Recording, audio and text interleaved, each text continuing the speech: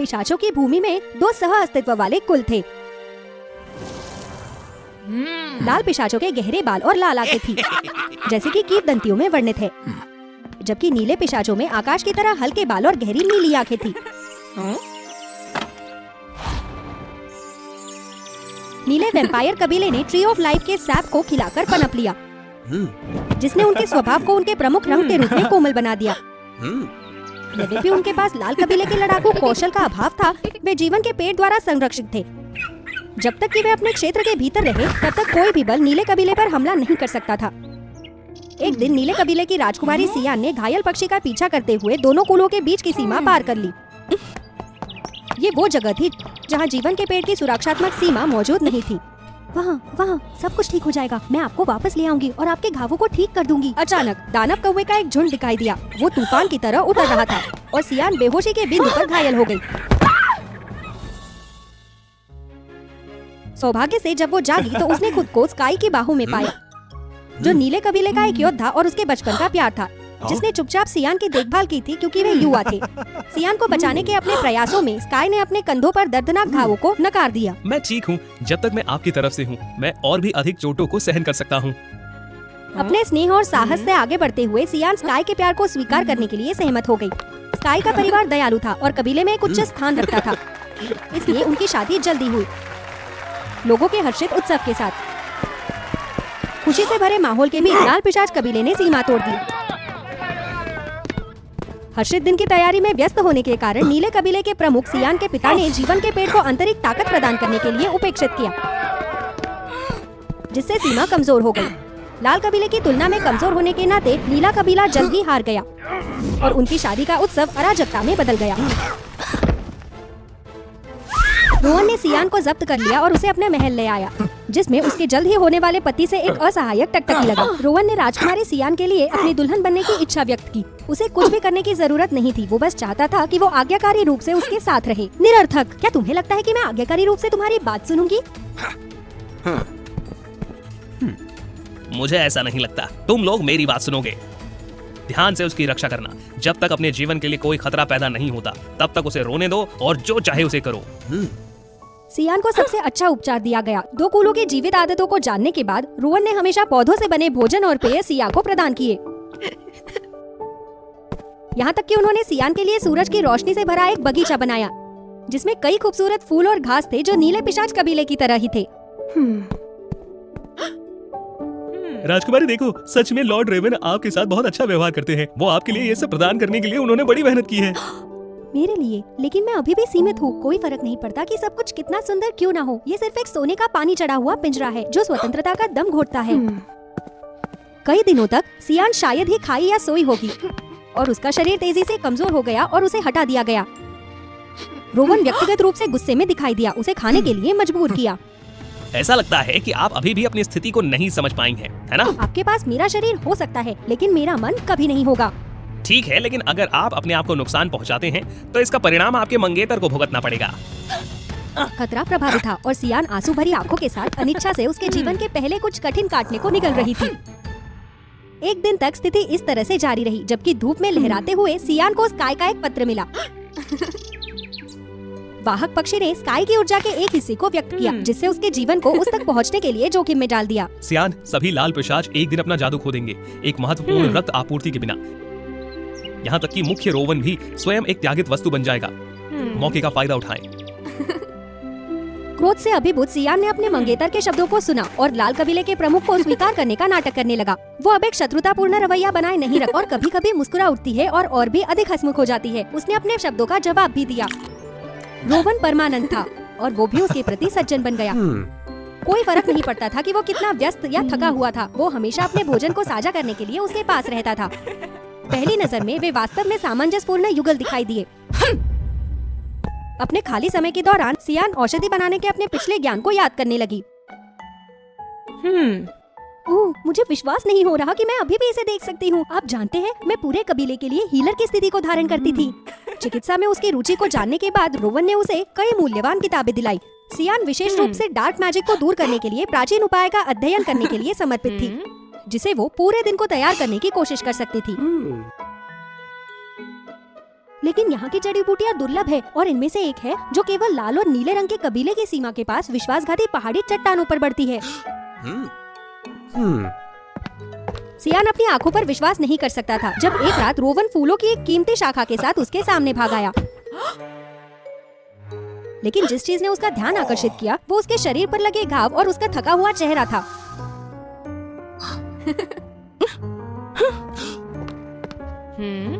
बिल्कुल नहीं, उठो, आप उसे इस तरह से क्यों मार रहे हैं? सियान ने पाया कि जिस रात रोवन ने अपनी पूरी शक्ति खो दी थी वो एक पूर्णिमा का चांद था। स्काई बहुत खुश हुआ। सियान को उस रात रोवन को जीवन के पेड़ को लुभाने का रास्ता खोजने का निर्देश दिया।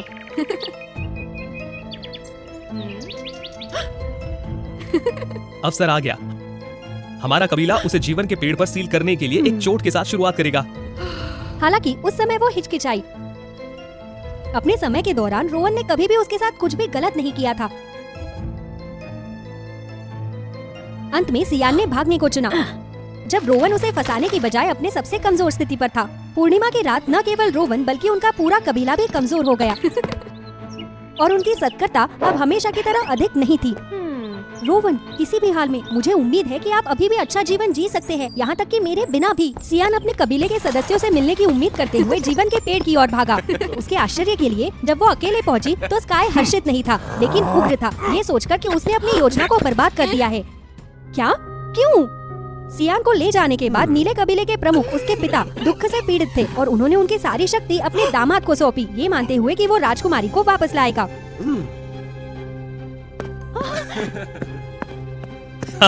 अब मैं नया प्रमुख हूँ। क्या मुझे आपको इस बात के लिए दोषी नहीं ठहराना चाहिए क्योंकि आप बहुत ज्यादा साहसी और बेकार हैं। सियान ये नहीं मान सकता था कि जिस व्यक्ति को वो एक बार प्यार करती थी और भरोसा करती थी वो अब रोवन को धमकी देने के लिए उसे नुकसान पहुंचाने के लिए तैयार थी। अगर वो अनुपालन नहीं करती तो स्काई खुद रोवन का नेतृत्व करता। उन्होंने रोवन के रूप में लंबे समय तक इंतजार नहीं करना पड़ा। कमजोर हो गया और अपनी कुछ शक्तियों की कमी के साथ सियान की रक्षा के लिए दौड़ पड़ा।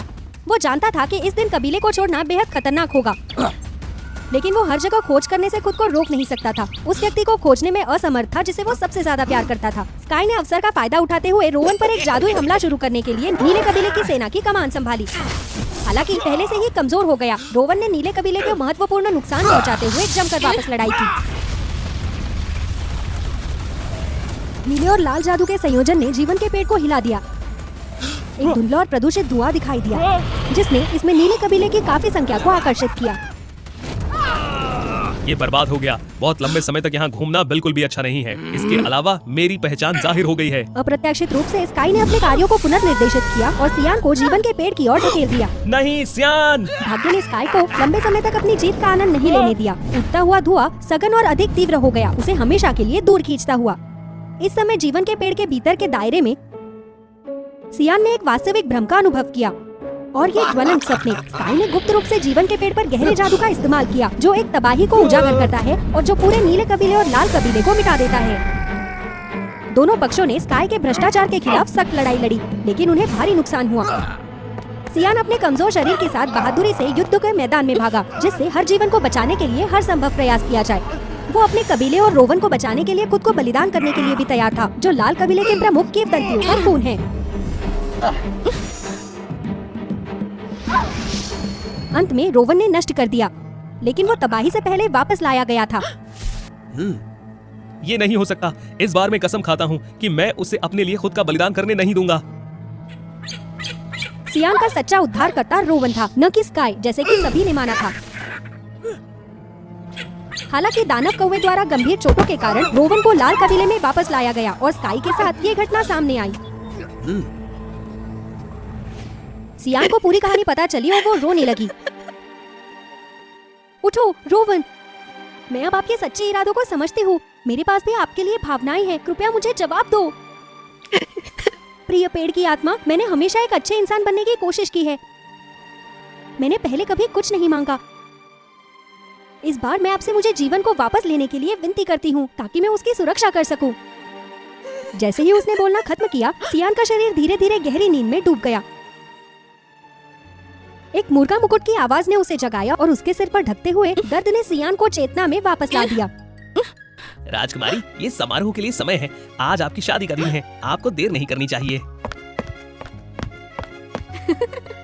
क्या मुझे वास्तव में जीवन में वापस लाया गया है? सभी के विस्मय को नजरअंदाज करते हुए सियान बाहर भाग गई, विभाजित फूलों के बीच की सीमा पार करते हुए। वहाँ रोवन खड़ा था, मुस्कुराते हुए उसका इंतजार कर रहा था।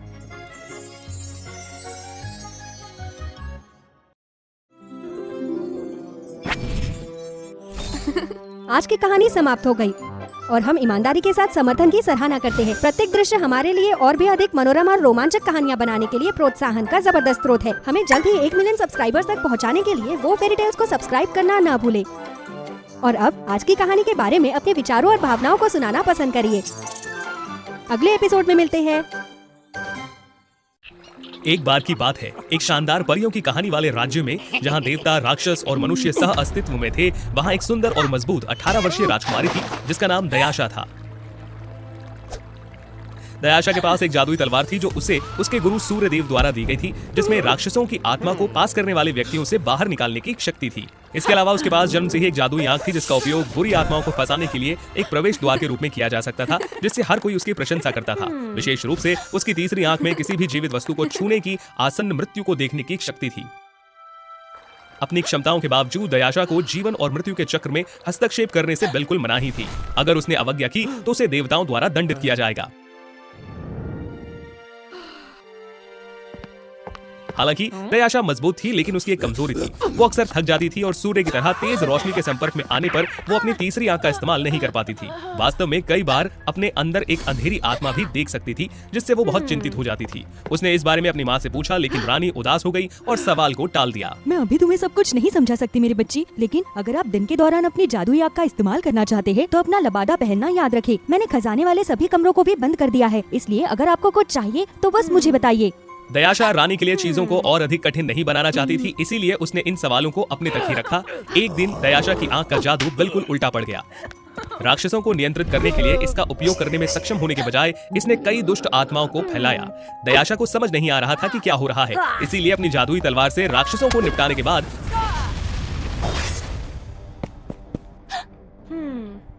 वो इस बारे में बात करने के लिए रानी को खोजने के लिए दौड़ी। आगमन पर सूर्यदेव को क्रोधित देखकर रानी को बंदी बनाते हुए दयाशा भयभीत हो गई। क्षमा करें सूर्य भगवान, आपने मेरी माँ की आत्मा को क्यों छीन लिया? ऐसा इसलिए क्योंकि कल आपने निषेध काम का उल्लंघन किया है, जब आपने अपनी माँ को बचाने के लिए तीसरी आंख का इस्तेमाल किया। इसीलिए मैं यहाँ आपके परिवार को दंड देने के लिए आया। सूर्यदेव ने बताया कि कल जब रानी को साल में एक बार सूर्य भगवान के मंदिर में जाने के लिए विदा करती थी, तो हर साल की तरह उनकी तीसरी आंख अचानक से चमक उठी। उसे पता चला कि रानी आज वृद्धावस्था और कमजोरी के कारण गुजर गई। हालांकि दयाशा अपने इकलौते प्रियजन को खोना नहीं चाहती थी, इसीलिए उसने अपनी माँ की किस्मत बदलने का फैसला किया। दयाशा ने जल्दी से अपनी माँ को आज सूर्यदेव मंदिर जाने में मदद करने का बहाना बनाया और फिर अपनी यात्रा पर निकल पड़ी। मंदिर के सभी कार्यों को पूरा करने के बाद वो खुशी खुशी घर लौट आई, लेकिन अचानक उसकी ओर एक काला गोला देखा। वो तेजी से झुकी और अपराधी को पकड़ने की कोशिश की, लेकिन वो भाग निकला। फिर भी दयाशा अभी भी खुश थी कि उसने आज दुष्ट व्यक्ति से अपनी माँ की रक्षा की। हालांकि सूर्यदेव ने दयाशा के गलत कार्य को देखा, इसीलिए वे माँ और बेटी दोनों को दंडित करने के लिए वहाँ व्यक्तिगत रूप से लेकिन आए। ये सब मेरी गलती है। मेरी माँ पूरी तरह से निर्दोष है, इसलिए कृपया मेरी माँ को क्षमा करे और मुझे जैसा चाहे वैसा दंड दे। हाँ, चूंकि हम शिक्षक और छात्र हैं, अगर आप इस गलती को कभी नहीं दोहराने का वादा करते हैं और मुझे दिव्य तलवार देने के लिए सहमत हैं, तो मैं आपकी माँ के जीवन को बख्श दूंगा। क्योंकि आपके आवेगी और अपरिपक्व कार्यों ने मुझे निराश किया है और मैं आपको आसानी से माफ नहीं कर सकता। मैं किसी ऐसे व्यक्ति को दिव्य तलवार देना चाहता हूँ जो भविष्य में आपसे ज्यादा जिम्मेदार हो। मेरे लिए मेरी माँ का जीवन दुनिया के किसी भी चीज से ज्यादा महत्वपूर्ण है, इसलिए मैं तुम्हें दिव्य तलवार दे दूंगी। हालांकि जब दयाशा ने तलवार को सूर्यदेव को सौंप दिया तो वो अचानक शरारत से मुस्कुराया और तलवार को दयाशा की तीसरी आंख की ओर घुमा दिया। दयाशा जम गई और उसने अपनी जैसी 3 आंखों वाली आत्मा को अपने शरीर से निकलकर गिरते हुए देखा। आत्मा ने सूर्यदेव की ओर उड़ान भरी, उनकी तीसरी आंख के रूप में उनके द्वारा कब्जा कर लिया गया। आखिरकार बदला लेने का दिन आ ही गया। फिर उसने अपनी तलवार तोड़ दी और एक क्रूर दानव राजा बन गया। ये पता चला कि वर्षों पहले दानव राजा का छोटा भाई रानी से इतना प्यार करता था कि वो कुछ भी गलत नहीं करने के लिए तैयार हो गया। इसीलिए दानव राजा बहुत गुस्से में था और कपल को नष्ट करना चाहता था, लेकिन उसके छोटे भाई ने उसे सील करने के लिए जादू का इस्तेमाल करने की कोशिश की और मर गया। 18 साल बाद दानव राजा के पास सील से बचने के लिए पर्याप्त शक्ति थी, लेकिन जब वो रानी से बदला लेने गया तो उसने मंदिर में दयाशा को पाया। दानव राजा ने जल्दी से पहचान लिया कि दयाशा की तीसरी आंख उसके छोटे भाई के समान थी और वो निश्चित रूप से उस जोड़े की बेटी थी। अगर वो बच्चा रानी और मेरे छोटे भाई के मिलन से पैदा हुआ बच्चा है, तो वो जादुई आंख उस दानव की आत्मा का प्रतिनिधित्व करेगी जो उसके शरीर के अंदर विद्यमान है। फिर अगर मैं उस बच्चे की शक्ति और अंधेरे आत्मा को मुक्त करा सकता हूँ तो मेरा जादू तेजी से बढ़ेगा। हालांकि आंख प्राप्त करने के लिए हर तरीके का उपयोग करने के बावजूद दानव राजा अभी भी इस महत्वाकांक्षा को आसानी से प्राप्त नहीं कर सका। उसे कुछ ऐसा चाहिए था जो दयाशा की अंधेरी आत्मा को उसके शरीर से अलग कर सके, और वो ये दिव्य तलवार थी। दानव राजा को अपने काले जादू का एक हिस्सा तीसरी आंख पर लागू करना पड़ा और तलवार को सौंपने के लिए वो मजबूर हो सके। जैसे ही उसने खजाना प्राप्त किया, दानव राजा ने अंततः जादुई दृष्टि प्राप्त कर ली। क्योंकि मेरी आत्मा का आधा हिस्सा एक दानव के रूप में है, इसलिए मैं थका हुआ महसूस करती हूँ, और हर बार जब मैं प्रकाश के संपर्क में आती हूँ तो मुझे अपनी अंधेरी आत्मा दिखाई ये देती सही है। है। आपकी माँ शायद नहीं जानते कि आप अपनी पहचान को लेकर शर्मिंदा हो और चाहती थी कि आप राक्षसों को हराने पर ध्यान दें। हालांकि मैं आपकी माँ और आपको इस बात का गवाह बनाऊंगा कि जिस राज्य को आपने इतने लंबे समय तक रक्षा की है, वो मेरे हाथों से कैसे नष्ट हो गया। फिर उसने भूमि को नष्ट करने और हावी होने के लिए कई राक्षसों को तीसरी आंख से मुक्त किया। हालांकि दयाशा अपनी पहचान को लेकर बहुत हैरान थी। उसने अपनी माँ और लोगों को दानव राजा और उसके द्वारा हमला किए जाने पर देखा और जानती थी कि उन्हें उनकी रक्षा के लिए लड़ना होगा। इस समय दयाशा के पास अपनी जादुई तलवार या तीसरी आंख नहीं थी, इसीलिए दानव राजा उसे आसानी से हराने में सक्षम था। मैं इस तरह हार नहीं मान सकती, मुझे उसे हराने के लिए एक नई योजना की जरूरत उसने है। इधर उधर देखा और एक क्रिस्टल लैंप को आगे पीछे झूलते देखा। अचानक उसे एक विचार आया। उसने जल्दी से अपनी तलवार का एक टूटा हुआ टुकड़ा उठाया और लैंप की ओर फेंक दिया। हालांकि दानव राजा इसे चकमा देने में सक्षम था, लेकिन रानी उस ऑर्ब को चुराने में सक्षम थी जिसने रानी को उसके हाथ से बंदी बना लिया था। माँ उठो, ये मैं हूँ, दयाशा। दयाशा, ऐसा लगता है कि दानव राजा वापस आ गया है और मुझ पर फिर से हमला किया। मैं सब कुछ जानती हूँ और अब हमें उसे हराने का तरीका खोजने की जरूरत है। वो दालान के अंत में एक बंद कमरे में भाग गई, लेकिन दानव राजा ने उसे पकड़ लिया। हाँ, तुम मूर्ख बच्चे, तुम स्वेच्छा से अपने आप को यहाँ क्यों फंसाओगे, जिससे तुम्हें हराना मेरे लिए आसान हो जाएगा। अगर तुम इतने अच्छे हो तो मुझसे लड़ो। दानव राजा ने दयाशा पर जादू करने का प्रयास किया, लेकिन वो मदद नहीं कर सका। उसके आत्मविश्वास पूर्ण अभिव्यक्ति पर ध्यान दिया गया। ऐसा लगता है कि आप अपने पीछे के फाटक को नष्ट करना चाहते हो। क्या वहाँ कुछ है जो मुझे डराता है? मुझे मूर्ख बनाने की कोशिश मत करो। अचानक रानी की आत्मा वाला गोला दयाशा के हाथ से छूट गया और उसने दानव राजा को ताना मारा।